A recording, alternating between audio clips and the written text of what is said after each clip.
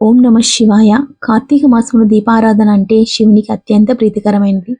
రోజు కూడా ఒత్తి, ప్రమిద, నూనె అన్ని మోసుకెళ్ళడం డిఫికల్ట్ కదా! దీనికోసం ఒక ఈజీ మెథడ్ చూద్దామండి.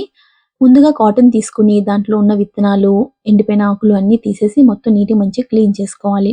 ఇలా కాటన్ అంతా క్లీన్ చేసుకున్న తర్వాత వాటిని ఇలా మంచిగా ఇలా పట్టుకోవాలండి. ఇలా పట్టుకున్న తర్వాత ఫింగర్ ఇలా మధ్యలో పెట్టి ఇలా చేసుకుంటే పువ్వొత్తు రెడీ. చాలా ఈజీగా ఇలా పువ్వొత్తులు రెడీ చేసుకోవచ్చు.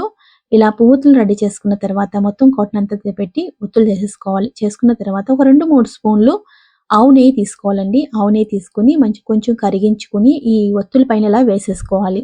వేసుకున్న తర్వాత అన్ని ఒత్తులు అంతా తడిసేటట్టుగా ఇలా మంచిగా ఒకసారి కలిపేసుకొని వాటిని మళ్ళీ ఇలా స్టాండింగ్ పొజిషన్‌లో పెట్టుకోవాలి. పెట్టుకున్న తర్వాత దానికి కొంచెం కుంకుమ పైన ఇలా పెట్టుకుంటే చూడడానికి చాలా అందంగా కనిపిస్తాయండి నిజంగా.